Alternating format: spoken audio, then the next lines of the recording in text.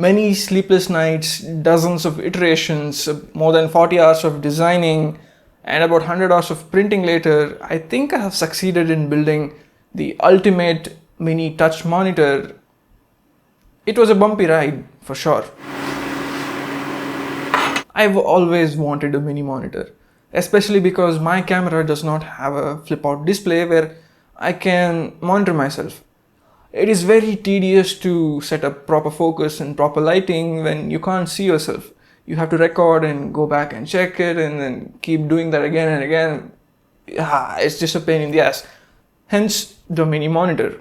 But as you will see soon, it can do a lot more than just be a camera monitor. Before rolling out the intro, I do want to remind you guys to subscribe to the channel. We are so close to the 1,000 subscribers mark and I'm really excited.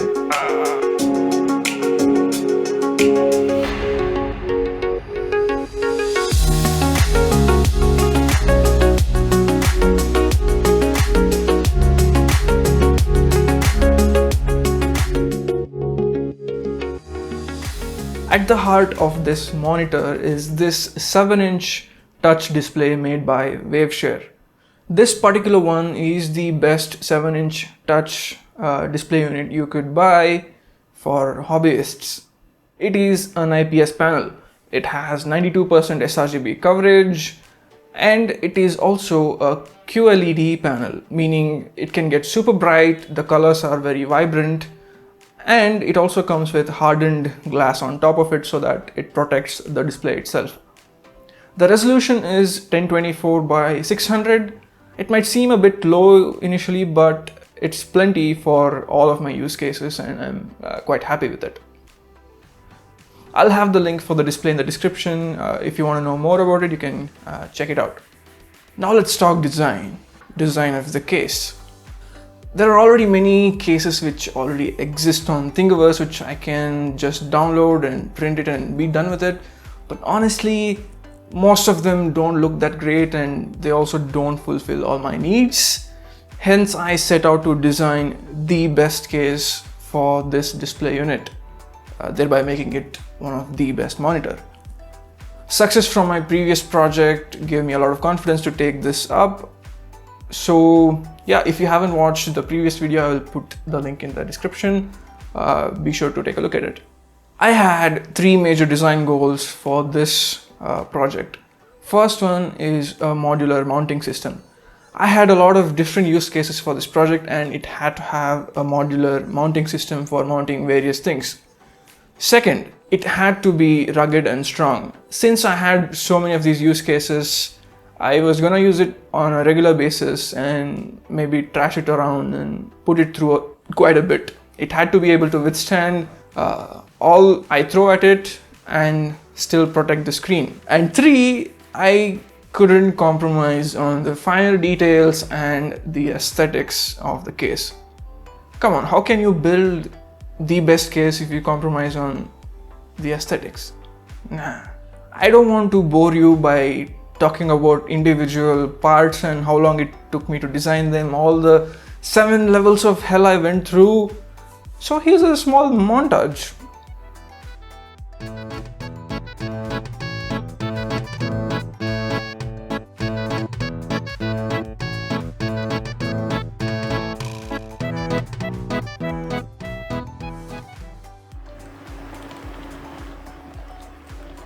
You're probably wondering what's with the boiling water and the pav bhaji smasher thingy. Well, that's a story. Let me quickly tell you what happened. I am printing with a material called ABS. It is one of the material you can print 3D models with on a 3D printer. The thing is that ABS is notoriously pain in the ass to print if you don't have the right ambient conditions. So I kept trying to print the back plate for the case and it came out coming warped. Every time it cooled after I printed, it warped and bended quite a bit. And to remind you, this print took about 14 hours to finish. So I didn't want to just go ahead and print another one after making small changes.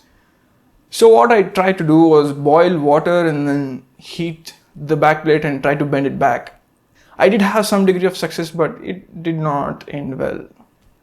To combat this problem, I got some really helpful tips from my friend about how to design such that I don't get this warping problem or minimize the issue. And I finally had to design the backplate from the ground up and finally got it right on the third try. Whew. One thing which helped a lot is that the manufacturer of the display unit provided a 3D model which I could download and use it in a 3D software like this. So I could design my parts and virtually test fit them before putting it in my printer. That helped me go through a lot of iterations without printing. Even then, I still wasted quite a bit of plastic. I mean, look at this. This I/O plate took 17 iterations in design, and I had to print it 7 times to get it perfect. Now that all the parts are printed, let's go ahead and assemble it, and we can go see what this mini monitor is capable of and all the different use cases. I'm quite happy with how all the parts have turned out. Getting the tolerances right while making it look good was not that easy. So the assembly starts with the front frame, which will hold the buttons, the I/O plate and the display unit itself. So first I put some very thin double-sided tape which would stick the display unit to the frame itself, which would seal the display to the frame and prevent any dust entering from the corners. Next, I inserted all the buttons in their respective holes. I also inserted the I/O shield in its place, and now it was finally time to put in the display itself. I carefully inserted the display, making sure it was properly aligned, and then gently pressed on all the sides so that the double-sided tape sticks evenly everywhere and makes good contact. Before putting in the backplate, I put some mesh over the vents at the top and bottom. Now no metal pieces or debris could go into the case from the top or bottom. Next, I prepared the backplate by inserting all the hex nuts into their sockets, both for the mounting mechanism and the ones needed to mount the backplate to the front part itself. Next, I just inserted all the bolts and tightened them evenly. At this point, the main display unit is done. Now all that is left is to attach all the accessories.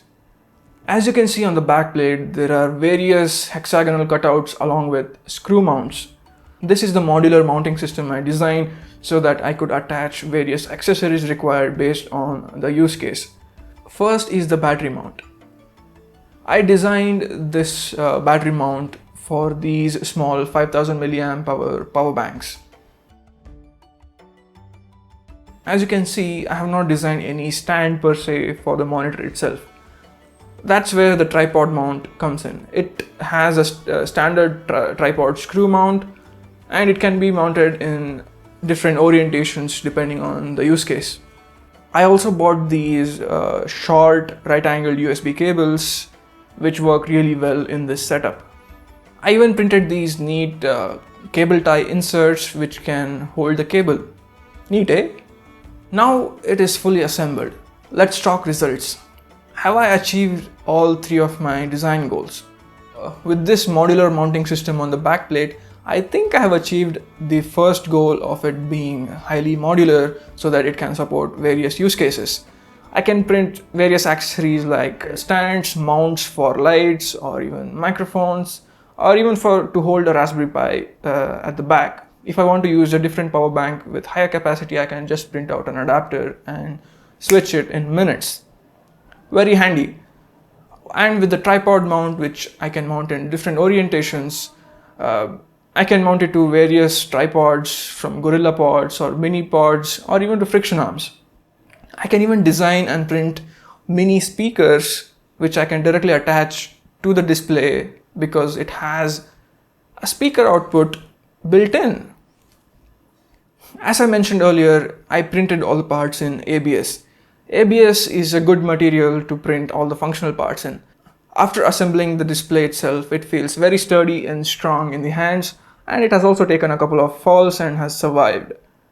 And ABS is also very resistant to wear and tear, and I'm very sure it'll last me for quite a while. So yeah, I've achieved this second goal as well, of it being strong and rugged. Now coming to the last goal of finer details and aesthetics.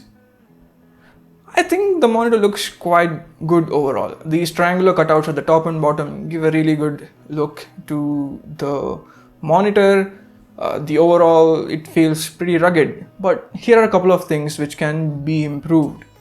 The overall thickness of the monitor itself can be reduced by about 5 to 6 millimeters, which would make it a lot more sleeker and also use less material. And I wish I could hide these bolts which don't look that great from the front. So there's definitely a couple of improvements when it comes to the third goal. Finally, let's talk use cases. Firstly, I use it to produce my videos. I'm using it right now to monitor myself. If you're wondering why I keep looking up, because I'm looking at myself to see whether I'm in focus. Now it's a way easier, and it has made my life a lot easier while filming things, not just filming myself, even while filming B-roll. I can see the details more properly, and I can frame the shots more accurately because I can see it on a bigger screen. With one of these power banks, the display lasts about 5 to 6 hours, which is really good, especially considering the power banks can be swapped very quickly. I use it with my desktop quite a bit as the third mini monitor, from binge watching YouTube, playing music in the background, monitoring my game streams, and even for Pomodoro work sessions on Discord with friends. This mini monitor can be used with a variety of Raspberry Pis. You can also power the Raspberry Pis with the power bank. With a Bluetooth keyboard, you can have a pretty good mobile computing experience. And the touch capability can also be used for things like home automation and IoT control dashboards. I've also used it with a Chromecast or the latest Google TV. You can do everything that a Chromecast can do: watch YouTube, Netflix, play even small games. And with Steam Link, you can also play AAA games sitting around the house. In this setup, I get about 2 to 2.5 hours of battery life, which is still a very good gaming session. Overall, I'm very happy with how it has turned out, and I'm very sure that it'll be very handy in a lot of situations from now. If you have made it till here, thank you for watching. For people who want to build your own monitor like this, I'll have all the information linked in the description. Thank you for watching, and stay tuned for new videos and keep learning new shit.